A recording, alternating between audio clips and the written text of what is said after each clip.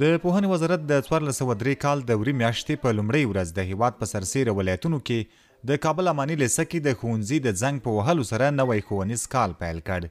د کابل اماني لیسې په تالار کې په همدې مناسبت یوه ستره غونډه جوړه شوې وه چې د سرپرست حکومت لوړپوړو چارواکو هم پکې ګډون کړی و. د پوهنې وزارت سرپرست په دې غونډه کې وویل چې اسلام د هیڅ ډول پرمختګ مخالف نه دی او دغه راز د عصري علومو پر زده کړې ټینګار وکړ. چې موږ د دنیا د ترقۍ مخالف نه یو، ځکه اسلام یې نه دی مخالف، او دا د دنیا ترقي چې دا زموږ ستاسې د دنیا پرمختګ یو ضرورت دی، دا په دې عصري علومو باندې کېږي. نو اسلام په حالات خو دا معلومه د دنیا په پرمختګ کې وسایلو ته به ډېر ضرورت راځي، ډرون ته به ضرورت راځي. والله اعلم چې د آینده کوم وسایل الله جل شانه پیدا کړي په دې دنیا کې، نو ځکه اسلام د دنیا د ترقۍ مخنیوی نه دی کړی. مسلمانان یې دعوت کړي دي دې ته چې نورو انسانانو ته فایده ورسوي. د نوي ښوونیز کال په مناسبت په جوړه شوې غونډه کې د رئیس الوزرا اداري مرستیال عبدالسلام حنیفي هم د عصري علومو پر زده کړې ټینګار وکړ او زیاته کړه چې که چیرته موږ عصري علومو ته پاملرنه ونه کړو نو په هره برخه کې به نورو ته اړ یو.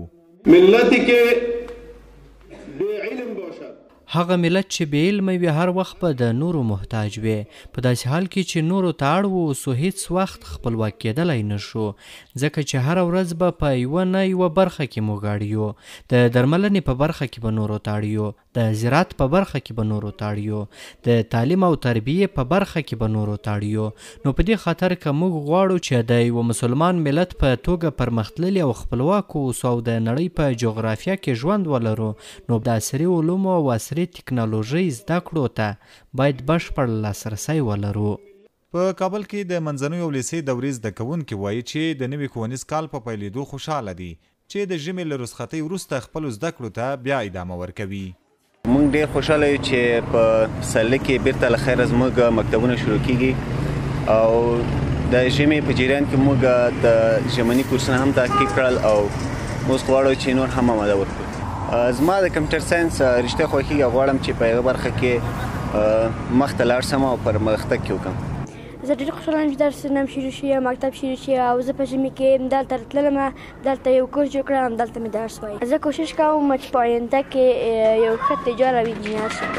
د سرپرست حکومت د چارواکو په خبره په تیر کال کې 1.2 میلیونه نوي زده کوونکي ښوونځیو ته جذب شوي دي او تمه ده چې سږکال دغه شمېره تر دې هم لوړه شي. د افغانستان په سرسیره ولایتونو کې د پوهنې وزارت لخوا د 1403 ښوونیز کال پیل په داسې حال کې کیږي چې لا هم د نجونو پر مخ له شپږم ټولګي پورته ښوونځي او د پوهنتونونو دروازې تړلې پاتې دي. عزت الله احمدزی، CGTN پښتو، کابل.